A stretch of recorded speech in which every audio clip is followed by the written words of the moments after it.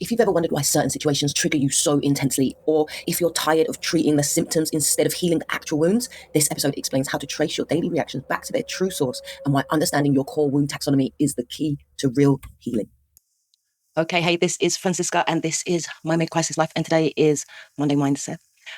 So I've been thinking a lot about what I wanted to talk about today in Monday Mindset, because there was a lot that I could have spoken about based on that whole experience that I went through while I was in Costa Rica, particularly talking about this friend who just eviscerated my character. And, there was a lot, right?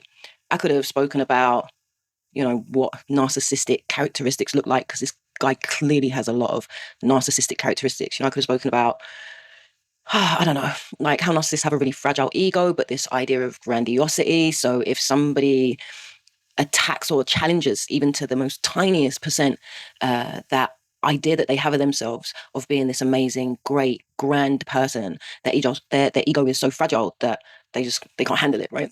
And that's why I think I had this such visceral attack on me. I could have spoken about, I don't know, how people with narcissistic temperaments really struggle and have an inability to take any level of criticism, and how they really struggle to take any accountability for their actions. I could have spoken about how there's this big kind of victimhood, this big victim mentality, how everything's just really subjective, so they see everything from their own point of view. I could have spoken about how all of the relationships that they have are really transactional, and people have value to them based on whatever it is that they feel is important. And then once that person no longer has any value for one reason or another, that relationship is no longer valued. It no longer has any meaning. There's no longer any transaction to it. There was so much that I could have spoken about. And I guess also I could have spoken about how, narcissistic people really just are scared children who are in fear all the time and feel like they need to control their environment in order to feel safe. There's a lot I could have spoken about, but I decided that that's not what I wanted to focus on today. I think what I wanted to focus on was this idea of core wounds, because what that experience evoked for me was a recognition, an identification, an awareness that there was a really significant core wound that was so deep and so unconscious that it was so easy for that to be triggered. Not easy, I wouldn't say easy, but when it was triggered, it was excruciating pain for me. I was thinking about core wounding, and everybody talks a lot about core wounding and shadow work and all the rest of it. And I think that that's all very well and good, and it's important for sure. But I think it's really important actually to have an understanding as a baseline about what people are talking about when they're talking about core wounds. So for me, the way I see core wounding is I see core wounding as this kind of taxonomy, from large down different levels into smaller and more nuanced wounding. And if anybody doesn't know what a taxonomy is basically, for example, if you were to think about animals, if you were to think about the feline animal group and then the various different animals, you would have maybe feline, and then you would have feral, and then domesticated, and then underneath feral, there would be, I don't know, jungle cats or whatever, right? And then underneath jungle cats, there would be another set of cats, and then underneath those cats, etc., until we got down to the one when you were talking about each individual type of feline. Or even if you think about food, for example, you could split it into the different food groups. So, you've got protein and fiber and carbohydrates and so on and so forth. And then there would be a subcategory from that, and then a further subcategory and a further subcategory, until you got down to all of the individual foods that there could possibly be, right? And there's all different ways that you can create taxonomies, right? But essentially it's the grouping of things from its largest, widest possible group to the minutiae, to the specifics, the nuances of what each individual thing is in that group. And for me, I feel like core wound is exactly the same thing. I really feel like there are, very simply, 3 or 4 core wounds that we all carry, that we're all trying to figure out in this life. And it may even be the case that if you go up a level from that they're all just the same thing, right? Because I think it was Maslow that spoke about the fact that we all just want acceptance, we want belonging, we want safety. And those are kind of just human desires, right? Human needs. So maybe there's even that. But if you think about just us as individuals, I think that there are 3 or 4 big things that we as people are trying to overcome in any lifetime. And already that I think that there's multiple lifetimes, right? And I think that we come back and we get to do it over and over again. I think that, 8 years in the span of the multi-millennia is way too finite a time to figure out and overcome these core wounds. So I can only talk about myself. I know one of my biggest core wounds is about a fear of rejection. And I know one of my biggest core wounds is about self-love. I know that these are things I've definitely come here to try and process and understand and overcome and garner some awareness and some release of, right?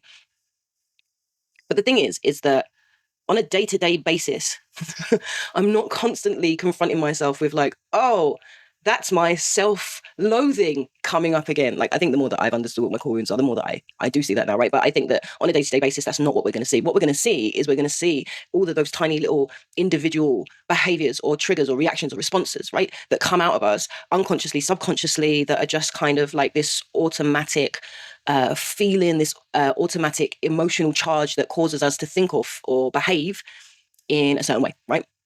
And for example, right, I'm trying to think of a good example. So for example, I don't think core wounds are as simple as saying that I have a core wound of anger or I have a core wound of sadness, right? These are the feelings that come from the triggers that are at the bottom of this taxonomy of core wounds, right? Because we may feel angry, but we may feel angry for a number of different reasons. So we might feel angry because somebody made us feel vulnerable. We might feel angry because we are frustrated with ourselves or with somebody else's behavior. We might feel angry because we're in fear at that moment in time. And this is our coping mechanism. It's our defense mechanism, right? So anger can fall into a number of different sections, a number of different core wounds, a number of different subcategories of the taxonomy that is your core wounds, right? And I think the really important thing is to understand when these things are coming up, right?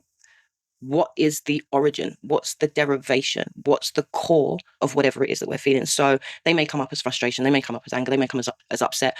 It may be that we're triggered. It may be that we're in fear. It may be that, I don't know, we have some kind of response, right? And I don't know, maybe some of you are sitting there thinking, I don't really think I have all these wounds. Actually, I think I'm okay. On a day-to-day basis, I'm not triggered. I'm not bothered by anything. And that's fine. But I think those of us who maybe have done some of that work, who are trying to understand and trying to pull apart our understanding of ourselves rather than compartmentalize our behavior, I think that those of us who are more involved in that way will understand actually that, like it or not, we're triggered every day. It's just our responses to that, right? So I think what I want to talk about in terms of core wounds, right, is how do we, from those individual, more nuanced, triggered behaviors, how do we reverse engineer those to understand what core wound is this from, right? Because that's pretty much the only way that you can really get to the core of it. You have to reverse engineer it.